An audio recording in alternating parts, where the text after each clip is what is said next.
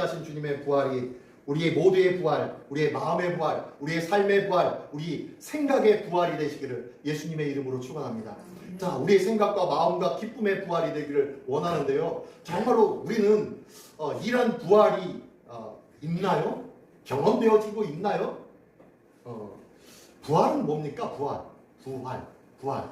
우리는 부활하면 우리 계란을 이렇게 삶은 계란을 같이 이렇게 하는데 삶은 계란은 죽어도 부활되지 않습니다. 왜 삶아서 주는지 모르겠어요. 어쨌든 삶은 계란을 통해서 의미만 전달하면 되니까, 그죠? 의미만 전달하면 되니까 삶은 계란을 통해서 이 병아리가 부화하듯이 그 부활을 우리가 얘기하고 의미를 담은 것 같기도 한데요. 이제 다른 신화적인 얘기도 있고 여러 가지 있기도 한데 그건 이제 지금 일단 부활이라는 것이 뭘까요? 부활이란 뭘까요? 예수님께서 부활하신 날을 한번 기억해 봅니다. 안식 후 첫날이었습니다. 금요일날 저녁에, 이제 토요일이 안식일이기 때문에 금요일날 저녁 6시 해가 떨어지면 그때부터 안식일이에요. 그러니까 그 안식일을 범하지 않게 하기 위해서 예수님을 해가 떨어지기 직전에 십자가에서 내려서 무덤에다가 이제 장례를 치렀습니다. 이게 금요일날 저녁 6시 정도 됩니다. 그리고 그 다음날 그날 저녁 어두울 때부터 다음날까지 뭐예요? 안식이지 않습니까? 그리고 다음날 저녁이 되어지고 그 다음날 넘어가는 안식 후 첫날, 그래서 총 실질적으로 장사 지낸 지 사흘 만에라고 하지만 사흘이 3일이 아닙니다. 시간적으로 따지면 3일이 아닙니다. 그죠? 시간적으로 따지면요 36시간밖에 안 돼요. 실질적으로는 36시간밖에 안 돼요. 사흘이면 72시간이 되어야 되는데 72시간이 아니라 그 절반 36시간밖에 안 됩니다.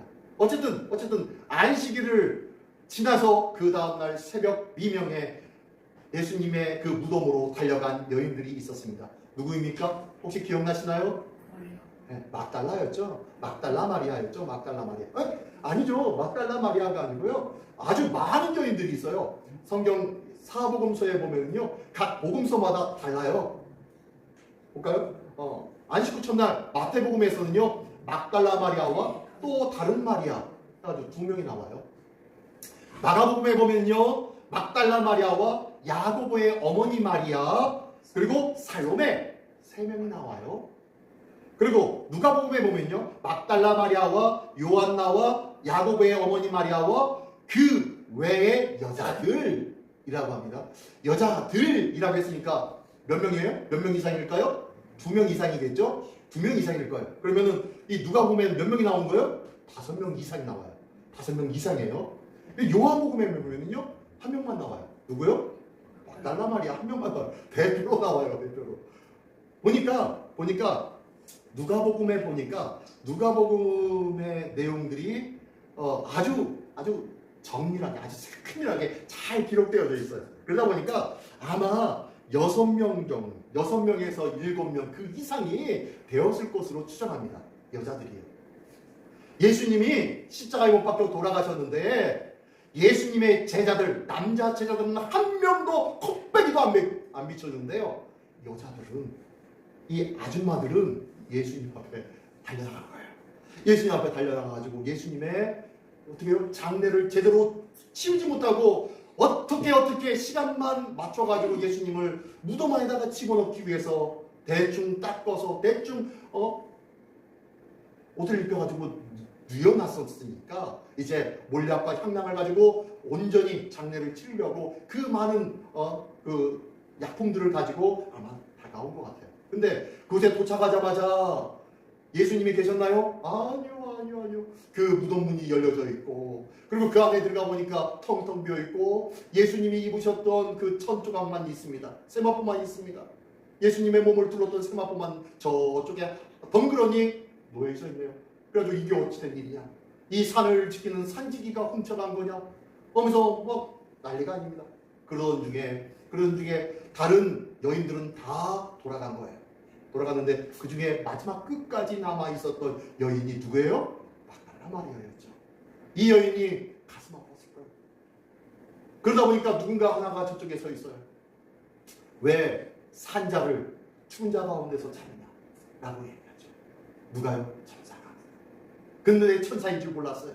아마 이 산을 지키는 산직인 줄 알고 이 예수님 어디 있습니까? 예수님 내놓으십시오 라고 그랬더니 그분은 다시 살아나셨다 라고 합니다. 이 말 듣고 몇몇 사람들이 깜짝 놀라고 막 도망가고 혼미백산이 돼서 다시 되돌아갑니다. 그러나 이 막달라 마리아는 끝까지 그 자리에 앉아서 예수님이, 내가 그렇게 사모하던 예수님이 어디로 가셨다는 그 자체만으로 마음이 아픈 거예요.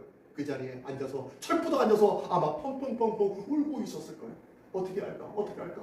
예수님의 시신이 없는데 우리가 이렇게 모략과 많은 약을 가지고 이렇게 왔는데 예수님이 어디로 가셨단 말이야? 어디로 가셨단 말이야? 하며 가슴 아파하고 있었을 그때에 누가 나타나세요? 예수님이 나타나세요. 그래서 이 여인이 예수님의 제자들도 아니고요, 오직 예수님을 섬기고자 원했던 그 여인입니다. 이 여인에게만 제일 먼저 부활하신 예수님이 만나주게 되어진 거예요. 그래서요, 부활하신 예수님의 첫 증인이 바로 이 막달라 마리아입니다.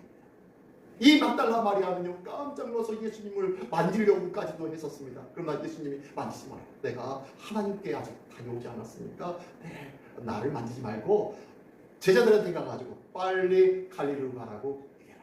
내가 그곳에서 너희를 보겠다고 해라 라고 하니까 그 얘기만 가지고 이제 제자들한테 가가지고 제자들한테 알리죠. 내가 부활하신 예수님을 보았습니다. 부활하신 예수님을 보았습니다. 그래서 얘기를 합니다. 그리고 나면 잠시 후에 그 부활하신 예수님이 그들 가운데 나타나셨죠. 그때 그 자리에 없었던 제자도 있었습니다. 그게 누구예요? 토마가 없었어요.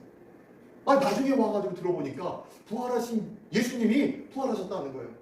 말씀하셨던 대로 부활하셨다는 거예요. 뭔 소리야? 말도 안 되는 소리야. 그런데 만난 사람마다, 제자들마다 부활했어, 내가 봤어 라는 그 이야기를 듣고도 이 도마는 믿어지지가 않은 거예요. 도저히 이성적으로, 도저히 과학적으로 내가 두 눈으로 보고 그 손과 옆구리에 내 손을 넣어봐야만 내가 믿겠다 라고 하면서 도저히 믿을 수가 없었어요.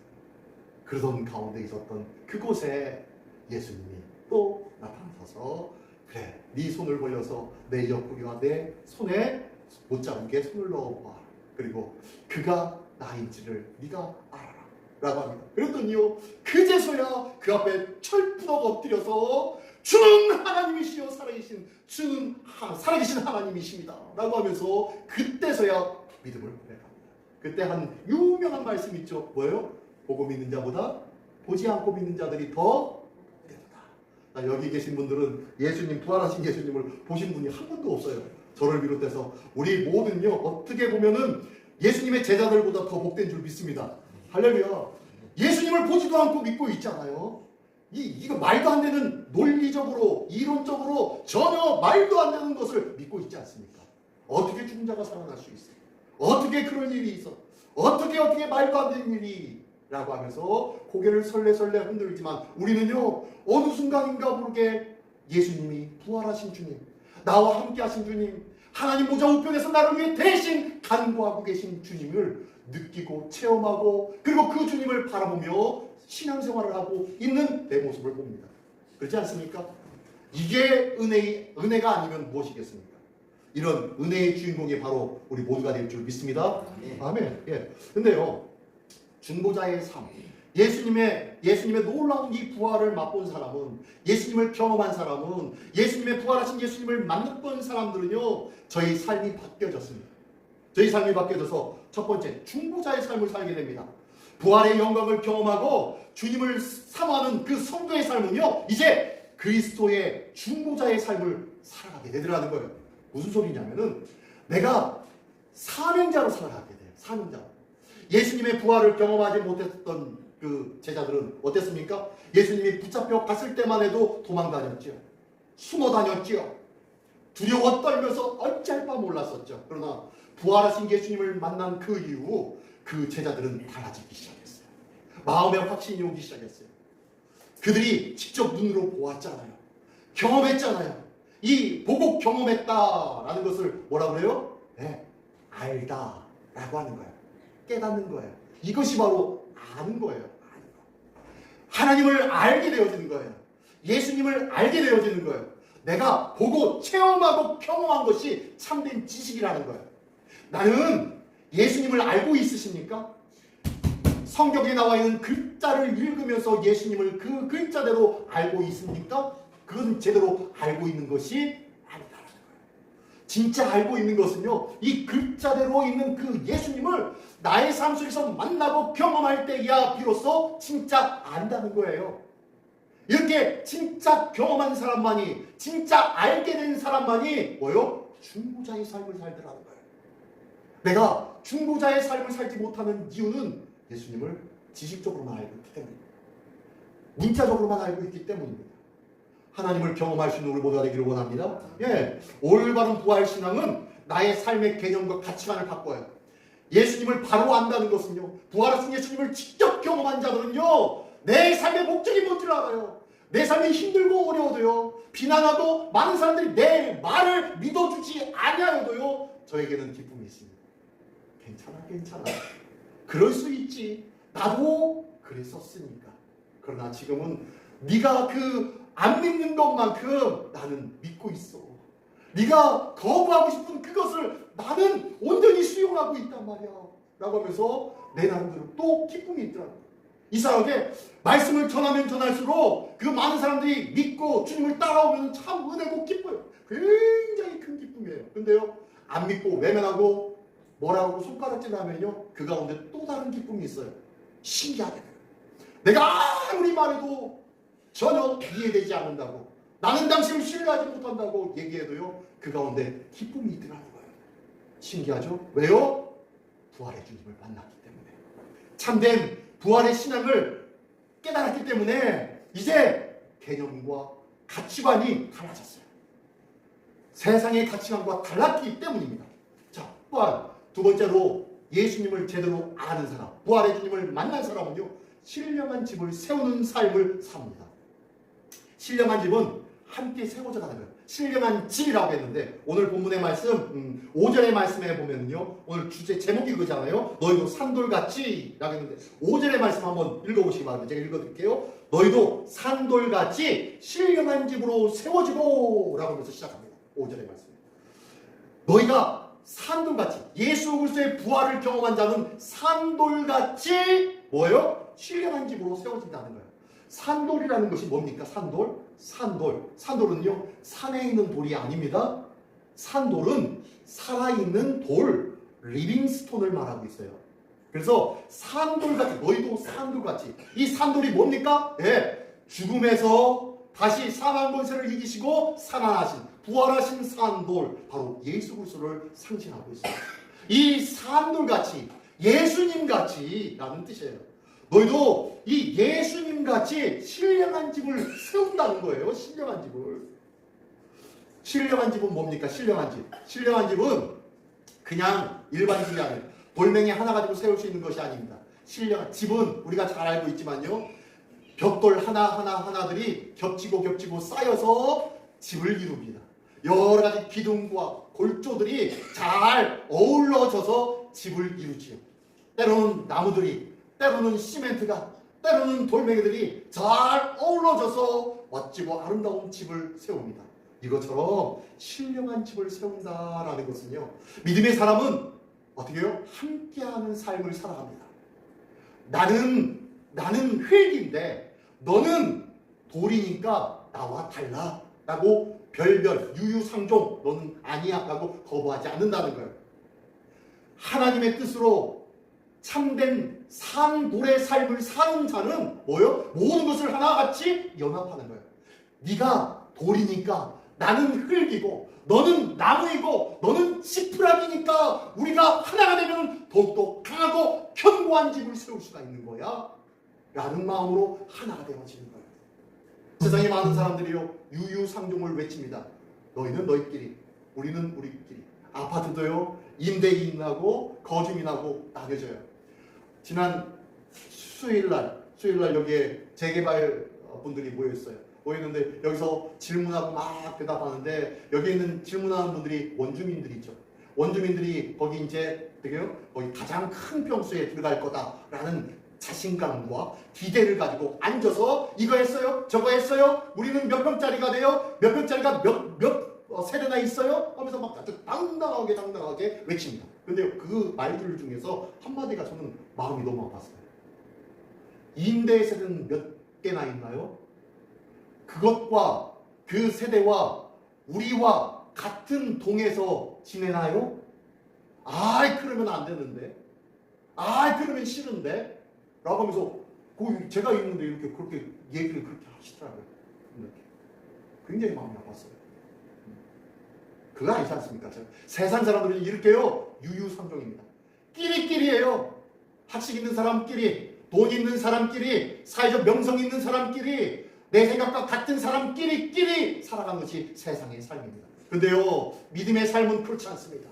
믿음의 삶은 모든 자들을 다 포용해요.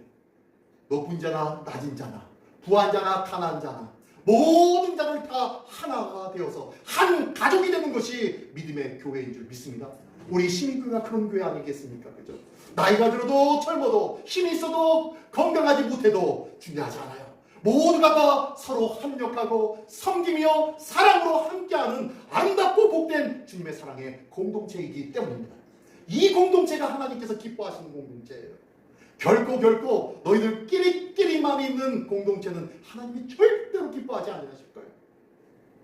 이렇게 모든 것을 하나로 세우는 신령한 집을 세우는 자들이 바로 믿음에 바로 서 있는 자, 바른 지식을 가지고 있는 자라는 거예요. 세 번째는요, 거룩한 제사장의 삶입니다. 제사장은 뭐 하는 사람입니까? 하나님과 사람과의 사이에서 그 사이를 이어주는 사람이에요. 그래서 사람들의 죄악을 대신 하나님 앞에 기도하며 간구합니다. 사람들의 죄악들을 대신, 그들의 죄를 대신 어떻게 해요? 짐승을 죽여서라도 그 피를 하나님께 드리며 모든 죄를 속죄하기 위하여 애쓰고 수고하는 자가 제사장 아닙니까? 그런데요, 우리를 향해서 말씀하시는 거예요. 하나님의 복음과 하나님의 은혜와 부활의 놀라운 지식을 가지고 있는 너희들은 산들과 같으니 너희들은 거룩한 제사장의 삶을 사는 자들이야 라고 말씀하시면서 너희는 세상에 믿지 않는 자들과 영원한 생명의 주인이신 하나님과의 그 사이에서 중보자가 되어야 돼. 그래서 믿지 않는 자들을 위해서 기도해주고 그들의 영혼을 인도해주는 그 거룩한 제사장적 사명이 너희의 몫이야 라고 말씀하고 있는 거예요. 나는 오늘 이 제사장적 사명과 계명을 지키고 있습니까?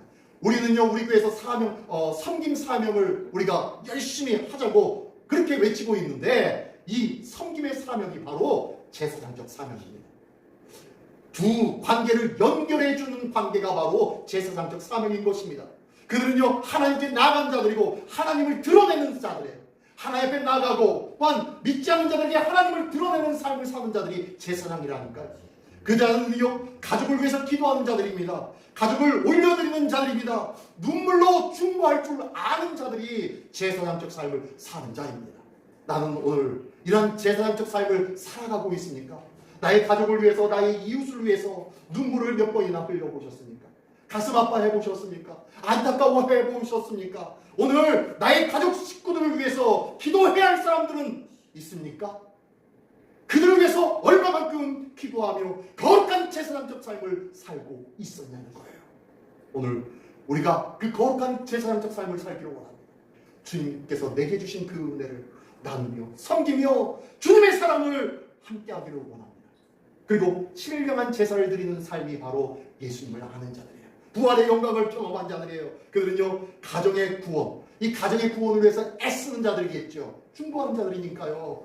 그들은요, 말로만 하는 자들이 아니에요. 단편적인 이례적인 말로 하는 사람이 아닙니다. 꾸준히 지속적으로 저의 삶을 드러내는 자들이 바로 신령한 제사를 드리는 자예요.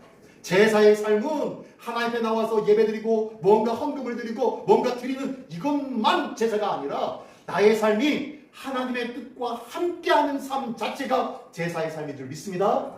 나의 모든 일상의 삶이 제사의 삶이에요. 나의 모든 제사의 삶이 온전히 드려지는 삶이 되어질 때에 이 삶을 보고 많은 사람들이 하나님을 믿는다는 것은 저렇게 사는 거구나 라는 것을 깨닫게 될 줄 믿습니다. 우리를 보고 살아계신 하나님 산포를 우리를 통하여 볼 수 있기를 원합니다. 우리는요, 거룩한 예수 그리스도를 반영시키는 자들 아니겠습니까? 그렇죠? 예수 그리스도를 보여주는 자들 아니겠습니까? 오늘도 나의 삶을 통하여, 나의 행위를 통하여, 나의 기도를 통하여 예수 그리스도를 증거하는 우리 모두가 되기를 원합니다. 핍박자 사도 바울을 보십시오. 예수 그리스도를 믿는 자를 잡아서 끌고 가고 죽였던 자 그 사도 바울이 예수 그리스도를 만난 후 바뀌어졌어요. 그리고 난 다음에 사도행전 16장에서는 이렇게 고백하고 이렇게 가르치고 있습니다. 주 예수를 믿으라. 그리하면 너와 내 집이 구원을 받으리라. 오늘 나로 인하여 나의 가정이 구원받는 은혜의 가정 되어지기를 원합니다. 할렐루야. 나로 인하여서 우리 가정이 구원의 기쁨과 찬양이 가득하게 된 아름답고 복된 성전과 같은 가정 되어지기를 예수님의 이름으로 축원합니다. 이게 바로 신령한 제사를 드리는 삶인 줄 믿습니다. 오늘도 이 귀한 나의 산돌 같은 하나하나의 삶이 가정을 살리며 이웃을 살리며 이 지역사회를 살리게 될 줄 믿습니다. 가정의 구원은 단회적인 말과 행동으로 이루어지는 것이 아니라 내가 포기하고 있는 것들은 무엇인지, 기도를 정말로 하고 있는 것은 무엇인지, 감사하고 있는 것은 무엇인지를 돌아봐야 할 줄 믿습니다. 왜냐면요, 우리가 절대로 포기하지 않는 삶을 살고 있거든요. 절대로 기도를 쉬면서 살고 있거든요. 절대로 감사가 없이 형식적으로 나와서 예배드리는 삶을 살고 있거든요. 우리의 삶 속에 산돌과 같은 삶이라면 오늘도 세상도 포기하기를 원합니다. 기도를 쉬지 않기를 원합니다. 감사가 끊임없는 예배의 삶을 살기를 원합니다. 이 귀한 삶으로 하나님의 영광 돌리며 부활의 능력이 나타나는 우리의 삶이 되기를 원합니다. 부활의 능력이 나타난다는 것은 교회와 가정이 바뀌어진다는 거예요. 나뿐만 아니라 나로 인하여 내게 속해 있는 교회와 가정과 사회와 모든 관계들이 바뀌어지게 됩니다. 산돌과 같이 가정과 교회를 살리는 생명의 통로의 역할을 넉넉하게 잘 감당하고도 합니다. 우리 모두가 되시기를 예수님의 이름으로 축원합니다. 아멘. 기도하겠습니다. 제가 다 목소리 기도할 때 하나님, 나는 정말로 예수님의 거룩함의 말씀대로 살아가고 있었는지 다시 한번 돌아보게 하여 주시옵소서. 우리 주님과 함께하는 복된 믿음의 삶을 살면서 산돌과 같이 오늘도 나의 삶이, 나의 언행이, 나의 기도의 삶이, 나의 말씀의 삶이 어떠한지, 내가 포기하며 살고 있는지, 내가 감사하며 살고 있는지 다시 한번 돌아보게 하여 주시고 하나님 앞에 영광 돌리는 삶을 누리는 우리 모두가 되게 하여 주시옵소서. 이를 위하여 다 같이 한 목소리로 기도하겠습니다. 할렐루야. 하나님 아버지 감사드립니다.